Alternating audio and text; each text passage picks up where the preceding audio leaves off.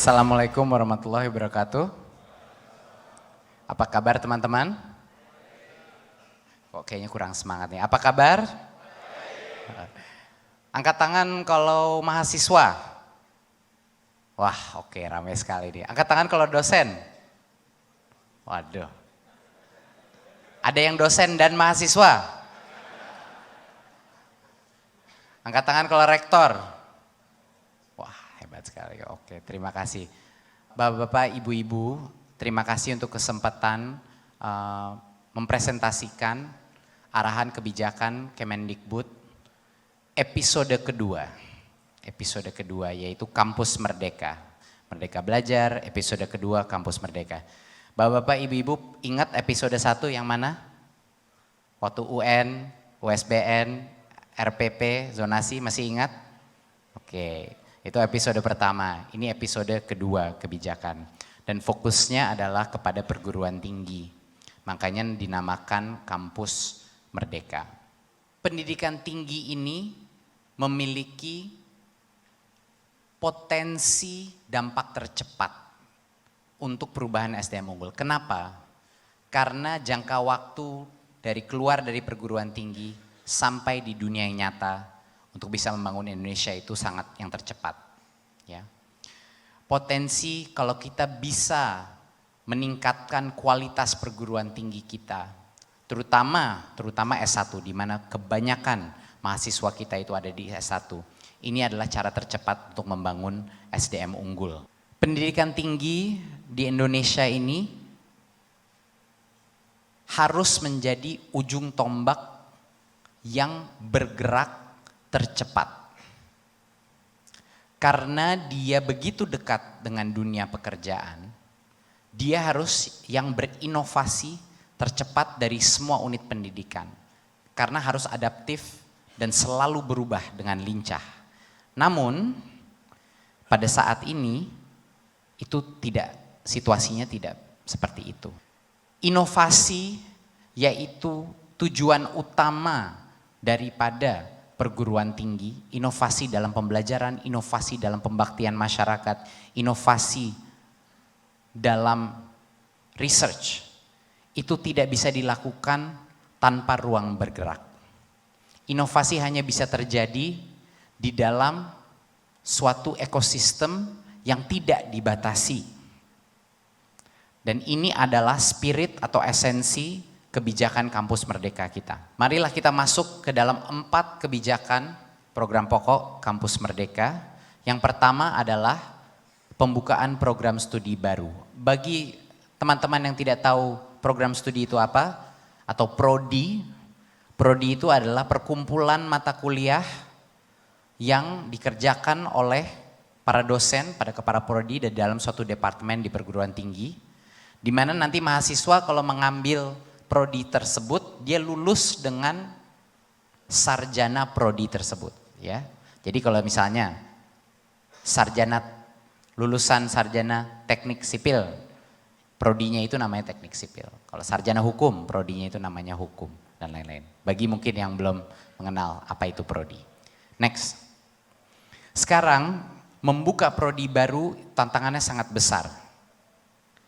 Perguruan tinggi ditantang untuk menjawab semua kebutuhan industri, kebutuhan negara dan lain-lain. Tapi pada saat dia ingin berinovasi, menciptakan mata kurikulum baru dan prodi baru, jumlah proses untuk mendapatkan izin tersebut dari kementerian itu sangat berat. Kriterianya juga sangat berat. Tapi mereka ditantang untuk menjawab kebutuhan industri yang selalu berubah. Nah, ini menjadi suatu tantangan yang sangat besar bagi perguruan tinggi. Kedua, sekarang banyak sekali kurikulum dari prodi-prodi di universitas kita. Sifatnya itu sangat teoritis. Sangat teoritis. Dan tidak banyak yang bisa dibilang 100% link and match dengan kebutuhan di dalam dunia yang nyata. Dan yang ketiga adalah banyak prodi yang kurikulumnya, bahan kontennya, materinya, itu belum bisa bersaing di panggung dunia. Belum pada saat ini. Banyak yang bagus, tapi dibilang bisa bersaing di panggung dunia belum bisa dibilang begitu. Jadi apa solusi kita, apa kebijakannya? kita ingin melakukan kolaborasi atau bisa disebut juga pernikahan massal. Apa yang dimaksudkan pernikahan massal?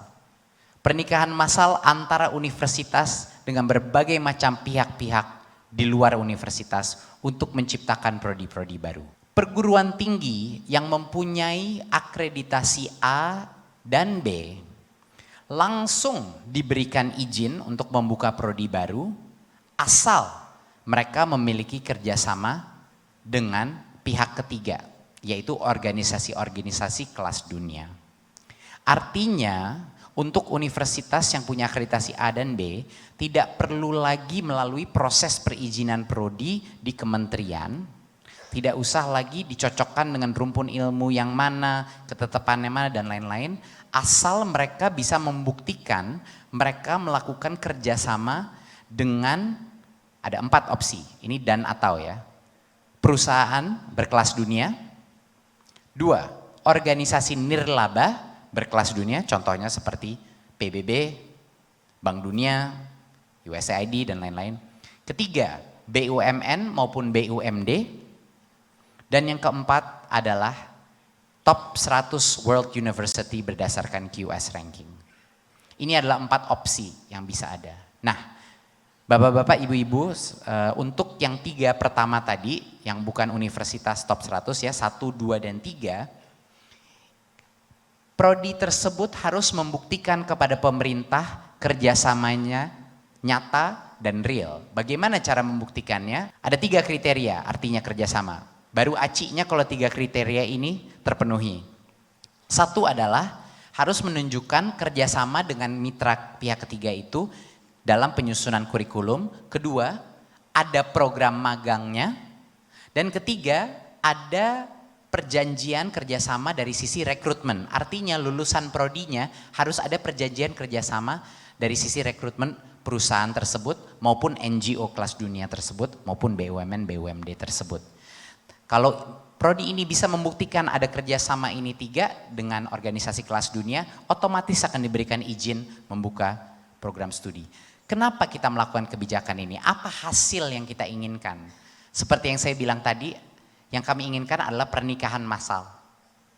Semua rektor-rektor, semua kepala prodi, semua dekan-dekan akan berlomba-lomba, meeting-meeting dengan berbagai macam pihak universitas luar negeri, dengan berbagai macam NGO kelas dunia, dengan berbagai macam perusahaan kelas dunia di Indonesia maupun perusahaan dari luar negeri untuk menciptakan partnership yang real berdasarkan 3 kerangka ini, kurikulum, di magang, di rekrutmen.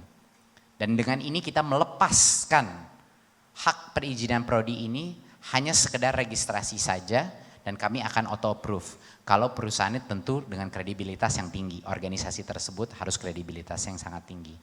Ini yang kita harapkan, perbenturan, diskusi, meeting yang terjadi dengan berbagai macam instansi civil society masuk ke kampus, kampus pun keluar dari kampus. Topik kedua, kebijakan kedua adalah sistem akreditasi perguruan tinggi. Bagi bapak-bapak ibu yang mungkin tidak mengenal baik nanti di masyarakat, apa itu proses akreditasi? Akreditasi itu adalah suatu proses penilaian yang dilakukan pemerintah untuk menilai 2 hal. Satu adalah perguruan tingginya sendiri dan yang kedua adalah prodi di dalam perguruan tinggi itu. Mungkin bapak ibu yang tidak mengenal, kadang-kadang kalau kita sebut akreditasinya itu A, B, C, itulah angka hasil daripada sistem akreditasi tersebut. Apa tantangan yang dihadapi hari ini? Saat ini saya rasa dosen-dosen dan rektor di sini semua mengetahui bahwa proses dan persyaratan akreditasi itu suatu beban yang cukup besar. Kenapa? Karena semuanya itu dilakukan secara manual. Tumpukan dokumentasi dan bukti bahwa universitas itu telah melakukan berbagai macam proses itu bertumpukan. Pada saat ancang-ancang 2 tahun sebelum waktunya reakreditasi itu banyak sekali mahasiswa pun sampai komplain, ini dosennya kemana ya? Gitu. Karena tantangan daripada tuntutan reakreditasi karena ingin memaintain akreditasi tersebut. Saat ini juga banyak sekali antrian perguruan tinggi dan prodi yang belum terakreditasi atau yang benar-benar ingin mengakreditasi, itu luar biasa panjangnya. Bisa bayangkan karena semua prodi dan semua perguruan tinggi itu diwajibkan akreditasi setiap 5 tahun, sehingga apalagi perguruan tinggi yang lebih kecil yang tidak punya resource yang banyak, itu banyak nggak kedapetan proses akreditasinya sampai mereka harus menunggu kadang-kadang bertahun-tahun. Hampir 20% dari permintaan akreditasi tidak terpenuhi di tahun yang itu, sehingga multi-year dia menunggu antrian ini. Dan yang terakhir adalah banyak sekali prodi yang ingin standar yang lebih tinggi lagi. Mereka melakukan akreditasi level internasional, tapi mereka masih harus melakukan akreditasi nasional juga dengan segala macam prosesnya. Jadi pada saat ini ada 3 isu dengan akreditasi sistem. Satu adalah sifatnya sangat manual dan menjadikan beban administratif yang benar-benar mendistract dosen dan rektor keluar daripada fokus core utamanya, yaitu benar-benar meningkatkan kualitas pembelajaran di dalam universitasnya. Kedua, cukup diskriminatif sifatnya karena banyak sekali yang benar-benar membutuhkan akreditasi tidak mendapatkan, sedangkan yang tidak mau direakreditasi atau tidak merasa perlu dipaksakan. Dan yang ketiga adalah bagi yang sudah mengejar target yang lebih tinggi lagi, yaitu international akreditasi, bahkan harus mengulangi prosesnya di tingkat nasional karena belum cukup diakui. Kemana arahnya akreditasi? Kita akan menggunakan 3 prinsip ke masa depan kita. Akreditasi itu harus mengarah kepada sifat sukarela, di mana di hampir semua negara maju sekarang sistemnya adalah sukarela. Jadinya kalau saya mau atau butuh diakreditasi, saya akan diprioritize, tapi kalau saya tidak merasa butuh, itu juga nggak apa-apa.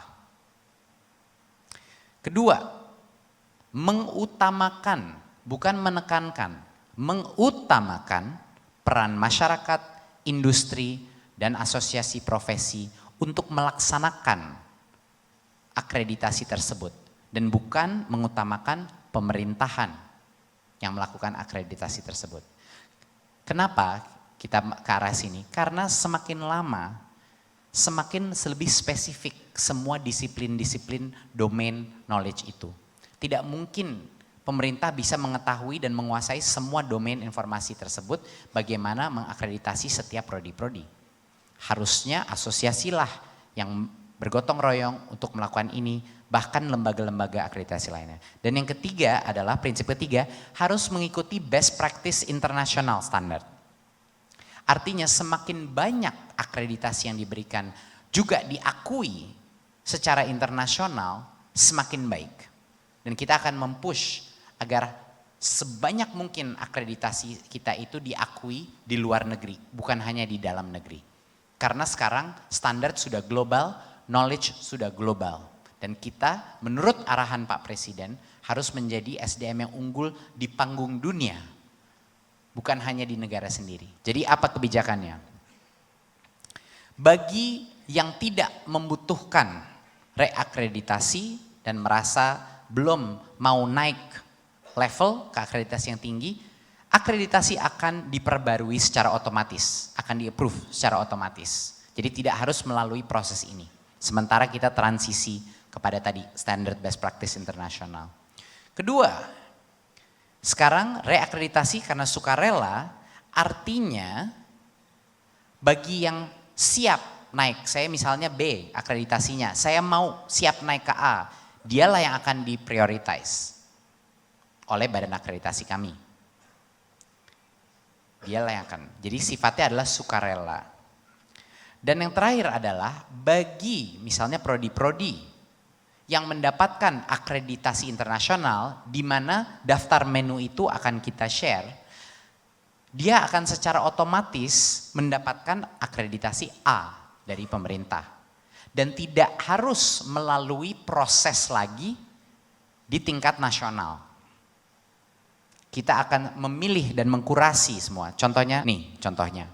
Ada berbagai macam akreditasi yang sudah diakui di panggung dunia yang akan kami seleksi dan disebarkan. Kalau mendapatkan akreditasi ini, itu otomatis dapat A dan tidak harus mengikuti proses nasional akreditasi. Ya, kita pinjam standar mereka yang standarnya sudah diakui dunia, tidak perlu mereka masuk. Nah, dengan sistem ini banyak sekali perguruan tinggi dan prodi-prodi yang benar-benar butuh akreditasi bisa lompat di antrian akreditasi seperti yang sekarang. Ini benar-benar untuk membantu mereka juga. Tapi itu tidak berarti bahwa pemerintah tidak akan mengetatkan monitoring. Tidak berarti pemerintah tidak akan mengetatkan monitoring. Kapanpun kalau pemerintah mendapatkan pengaduan dari masyarakat atau pemerintah melihat data, misalnya daftar yang masuk jadi menurun secara drastis, atau contoh misalnya daftar pengangguran dari prodi tersebut ternyata meningkat secara drastis. Kapanpun itu dengan data apapun pemerintah boleh melaksanakan reakreditasi kapanpun pemerintah mau. Ini sangat penting karena kalau sudah diberikan auto extension untuk bagi yang sudah ada, harus ada mekanisme di mana pemerintah bisa melakukan secara ad hoc suatu reakreditasi untuk melindungi para mahasiswa dan para student dan juga para dosen di dalam prodi tersebut untuk memastikan kualitas ya. Jadi ini adalah komprominya. Kalau memang bagi yang tidak membutuhkan reakreditasi atau kepengen di situ saja otomatis di extend, tapi pemerintah berhak melakukan reakreditasi kalau ada dugaan penurunan kualitas. Kita maju ke topik ketiga, yaitu perguruan tinggi negeri. Perguruan tinggi negeri. Sedikit penjelasan bahwa sebenarnya ada 3 jenis status dari perguruan tinggi negeri di Indonesia. Status itu menentukan tingkat otonomi perguruan tinggi tersebut. Ini hanya untuk negeri ya, ini bukan swasta. Yang paling tidak otonomi, yang paling seperti bagian dari kementerian saja, itu namanya perguruan tinggi Satker. Satuan kerja. Ini benar-benar seperti departemen di dalam suatu kementerian. Format kedua adalah BLU, perguruan PTN BLU atau perguruan tinggi negeri Badan Layanan Umum. Di mana lebih ada otonomi, lebih ada kebebasan, kemandirian, tapi tidak full seperti contohnya swasta. Karena itu masih berstatus bagian dari pemerintahan. Yang paling otonomi, yang paling merdeka statusnya adalah yang namanya PTNBH, Perguruan Tinggi Negeri Badan Hukum. PTNBH ini berfungsi hampir seperti swasta, walaupun didanai oleh pemerintah. Tapi dia mendapatkan berbagai macam hak yang sama seperti swasta dan otonomi. Karena tadi tuntutan masa kini adalah untuk semua perguruan tinggi bisa bergerak dengan cara yang cepat. Kita ingin memastikan bahwa sebanyak mungkin perguruan tinggi bisa mencapai status PTNBH agar semuanya bisa compete di panggung dunia. Ini adalah beberapa contoh-contoh benefit yang dinikmati oleh PTNBH yang tidak dinikmati Satker dan BLU lainnya. Saat ini di Indonesia PTNBH itu baru 11 universitas. Hanya 11 universitas yang mempunyai status PTNBH, perusahaan perguruan tinggi negeri. Sisanya adalah BLU dan Satker. Ya. Contoh, Satker itu tidak ada fleksibilitas bermitra dengan industri. Melakukan berbagai macam commercial project dengan industri sangat sulit. Kedua, semua pengaturan keuangannya dan spendingnya itu harus sangat detail per lini dan dia tidak bisa melakukan perubahan secara cepat. Sulit sekali bagi Satker dan Satker itu untuk misalnya meng-hire misalnya dosen non-PNS. Dan Satker dan BLU itu tidak diberikan kepemilikan terhadap aset-aset dia sendiri sehingga tidak bisa dimanfaatkan contohnya untuk mengambil pinjaman, contohnya untuk memanfaatkan aset-aset dia. Ketiga adalah keluasan untuk mengembangkan fasilitas akademik dan non-akademik. Ya. Jadi berbagai macam hal kita menuntut kecepatan yang sangat tinggi, tapi kita tidak memperbolehkan dia mendapat status di mana dia bisa meningkatkan kualitasnya sendiri. Gitu. Jadi ini merupakan hal, apa yang kebijakan kita, next. Kebijakan kita simple, yang tadinya persyaratannya itu sangat kuat dan rigid, kita malah akan secara drastis mempermudah syarat untuk menjadi PTNBH untuk seluruh perguruan tinggi negeri. Bukan hanya itu, akan dibantu menjadi PTNBH. Dan poin yang sangat penting di Kementerian Pendidikan dan Kebudayaan, bagi yang mau berubah menjadi PTNBH, ini jangan lupa ini bukan pemaksaan. Kalau memang tidak mau menjadi PTNBH silahkan, nggak ada paksaan. Ini hanya yang mau saja. Tapi kami komit dari Kementerian Pendidikan dan Kebudayaan bahwa bagi yang berubah menjadi PTNBH tidak ada penurunan atau pengurangan subsidi dari pemerintah. Itu hal yang sangat penting untuk diketahui bahwa tidak ada kerugiannya dari sisi finansial, dari sisi pertolongan pemerintah pada saat pindah menjadi PTNBH. Sekarang kita ke bagian favorit saya, dan menurut saya ini dari semua kebijakannya yang paling penting, karena dampaknya untuk negara kita bisa, saya rasa bisa terasa secara cepat dan secara real dan secara masif. Ini adalah hak belajar 3 semester di luar program studi, hak mahasiswa. Oke. Bayangkan semua mahasiswa kita, S1 kita, itu suatu hari harus berenang ke suatu pulau di laut terbuka. Pada saat ini semua perenang-perenang kita itu hanya dilatih satu gaya saja. Gaya bebas misalnya. Satu gaya itu adalah prodinya dia.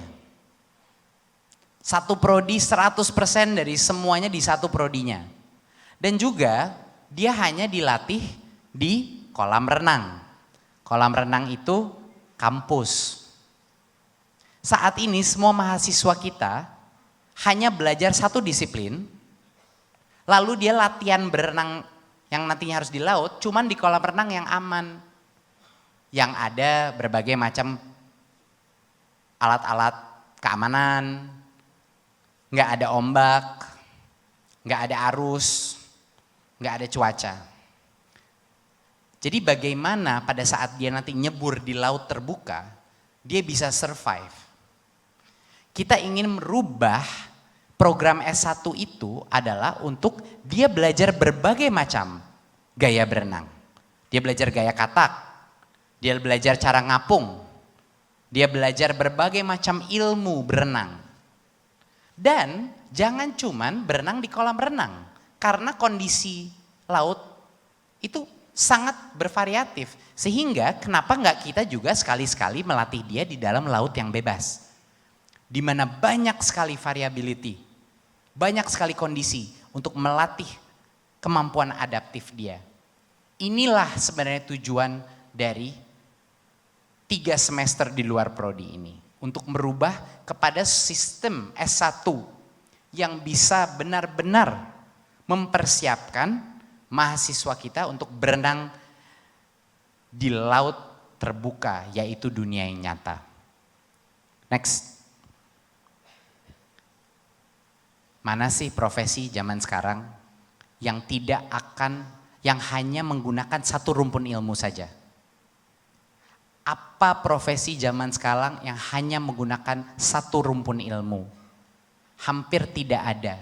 Semua profesi di dunia yang nyata itu membutuhkan kombinasi dari beberapa disiplin ilmu. Contoh, bagaimana kita menjadi insinyur yang baik kalau kita tidak hanya mengerti ilmu teknik, tapi juga ilmu desain. Bagaimana orang akan menggunakan produknya dia, mesinnya dia, dan lain-lain. Bagaimana menjadi pengacara corporate lawyer yang baik kalau kita cuma mengerti hukum tapi tidak mengerti financial literacy, yaitu akuntansi, corporate financial literacy. Bagaimana menjadi sutradara yang baik kalau kita jago bikin film tapi nggak bisa memasarkannya ke berbagai macam pendanaan, sumber pendanaan, produser, memasarkannya lewat channel online, digital, OTT, TV, dan lain-lain. Bagaimana mau menjadi arsitek yang baik kalau kita tidak mengenal behavioral psychology, yaitu sosiologi, cara orang berpikir, cara para komunitas hidup, dan lain-lain. Next. Kenyataannya sekarang, sedikit sekali proporsi, jadi mayoritas daripada anak-anak lulusan S1 berkarir akhirnya di tempat yang berbeda. Mayoritas berkarir di tempat yang berbeda. Ya, next. Jadi apa kebijakan kita? Ini adalah 8 semester dari mahasiswa S1. Dari 8 semester itu kami sebagai kementerian membijakkan untuk perguruan tinggi memberikan hak 3 semester dari 8 semester itu bisa diambil di luar prodi. Saya harus tekankan, ini bukan pemaksaan. Kalau mahasiswa itu ingin 100% di dalam prodi itu adalah hak mereka. Ini hanya opsinya untuk mahasiswa. Tapi adalah suatu kewajiban bagi perguruan tinggi untuk memberikan opsi tersebut. Ngerti perbedaannya?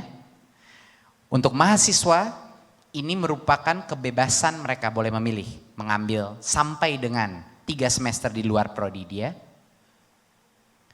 tapi tidak dipaksakan, itu opsi bagi mahasiswa, terserah dia.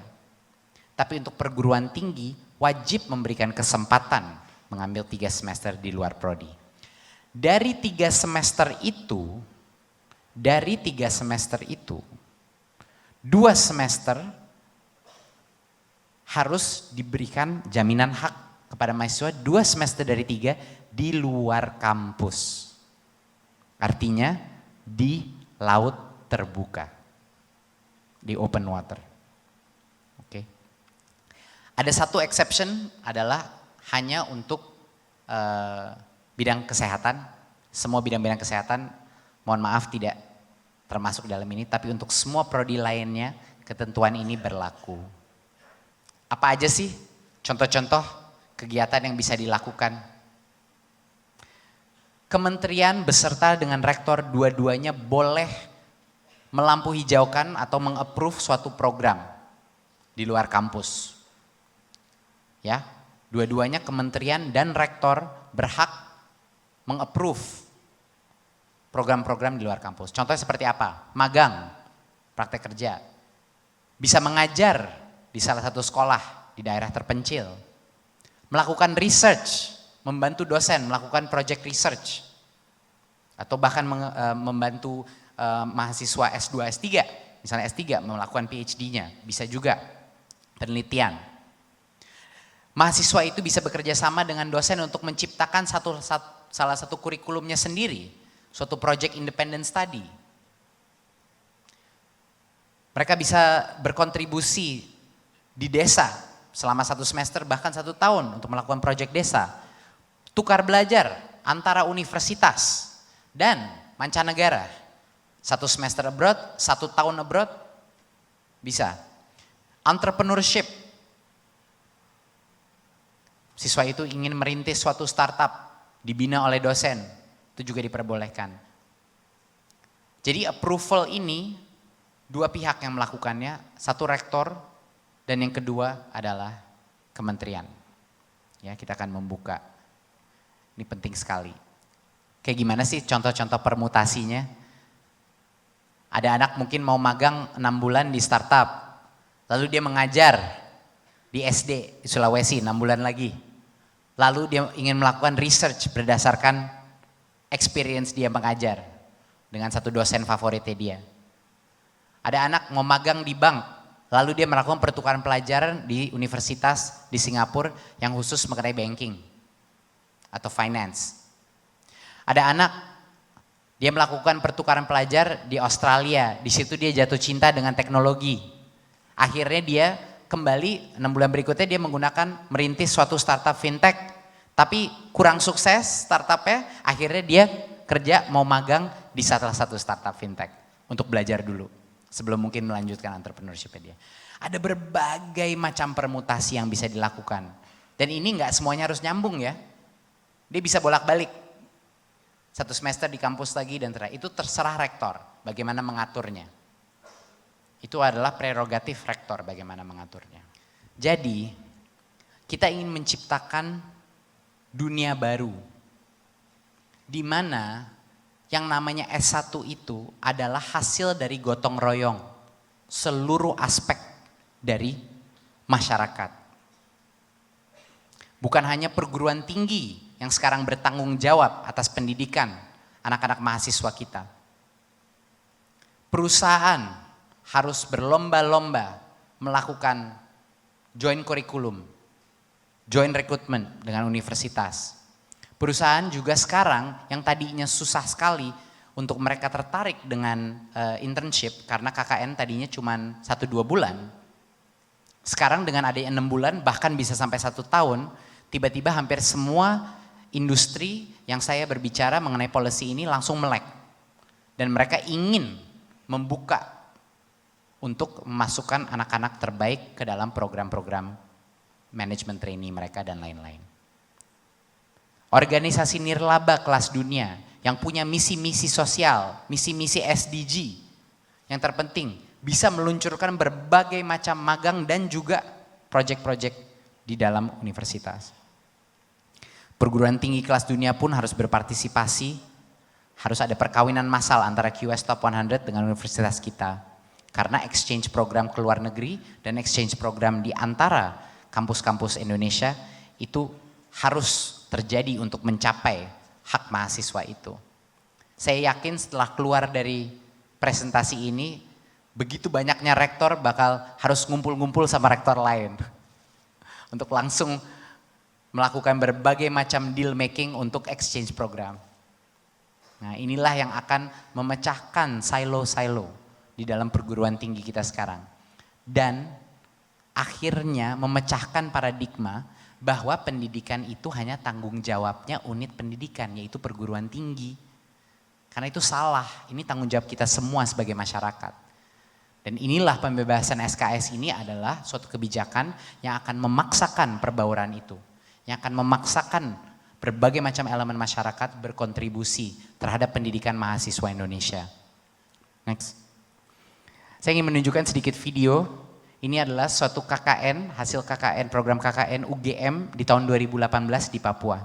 Silakan.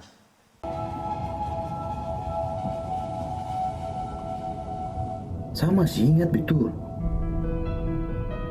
Waktu itu, mereka datang ke kami ke kampung. 30 anak muda dari UGM.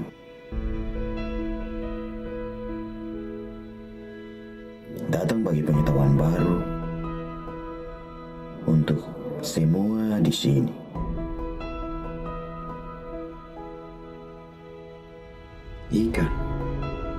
Ikan berpotensi paling besar di Sambir dan Binieri. Selama ini, kami bawa ikan dari kampung ke pasar supaya dapat rupiah. Tapi mereka ajarkan hal lain. Ajar cara kasih panjang ikan bernafas supaya jadi rupiah yang tebal dan tahan lama di kami kantong. Selain hasil laut, mereka juga ajar kami cara kelola dana desa yang baik dan mantap. Ada juga tentang pentingnya pendidikan demokrasi dan pemberdayaan sapu mama di kampung. Tidak lupa juga, mereka datang ke rumah-rumah untuk lihat kami kesehatan. Terus, mereka juga kasih kembali tentang cara hidup sehat. Pokoknya senang sekali ketemu mereka. Pendidikan di Sambir dan Binieri katanya sudah mulai berkembang, tapi adik-adik bersemangat di sini masih kurang. Itu yang bikin adik-adik rasa malas buat belajar. Mereka hadir bikin terobosan baru. Mereka datang ke sini bawa semangat baru. Mereka kasih satu energi baru untuk sapu adik-adik di pinggir pantai. Kakak, kapan saya bisa sekolah pantai lagi? Sahut sapu adik sambil bayangkan memori indah bersama mereka. Dan satu hal yang paling penting, mereka bantu sadarkan kembali mata ini tentang potensi alam Sambir dan Binieri. Benar, Alam kami sangat indah dan mempesona.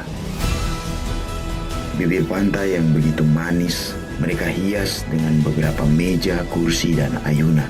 Mereka ambil sendiri dari hutan. Mereka tarik satu dermaga dari tengah laut menuju bibir pantai,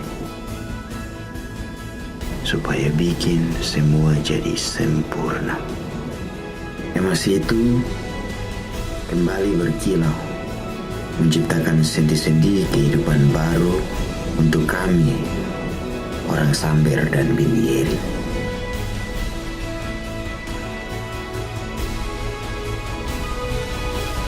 Kasumasa, itu yang keluar dari mereka Apu Bibir ketika menutup perjumpaan yang paling berarti ini. Sebatang emas berhasil mereka poles kembali, dan sekarang Samber dan Binieri menjadi bersinar dan penuh harapan. Kasumasa kakak, Kasumasa.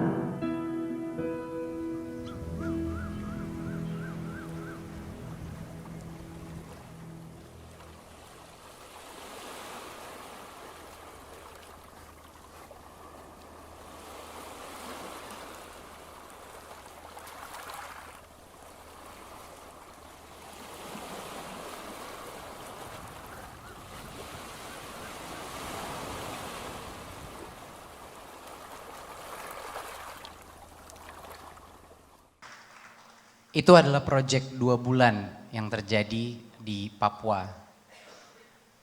2 bulan. Bayangkan apa yang bisa dicapai dalam waktu 6 bulan. Bayangkan apa yang bisa dicapai dalam waktu 1 tahun. Dengan anak-anak mahasiswa terbaik dari seluruh Indonesia. Gotong royong, membantu belajar dan berdampak sosial langsung. Memecahkan permasalahan, bukan teoritis tapi permasalahan yang benar-benar ada. Dan juga berinteraksi dengan berbagai macam adat, suku, perspektif sosioekonomi Indonesia untuk memecahkan masalah yang real. Bapak-bapak dan ibu-ibu, inilah yang namanya pendidikan. Ini adalah pendidikan yang problem focused. Pendidikan yang secara otomatis akan melakukan penguatan karakter. Ini adalah pendidikan yang akan mengekspos generasi pemimpin-pemimpin masa depan kita kepada Indonesia itu sebenarnya menjadi apa. Setiap kali saya menonton video itu saya terharu. Karena saya bisa membayangkan alangkah powerfulnya mahasiswa kita kalau kita kerahkan memecahkan masalah yang real di luar situ. Itu adalah esensi daripada kampus Merdeka dan itu adalah esensi dari Merdeka Belajar. Wassalamualaikum warahmatullahi wabarakatuh.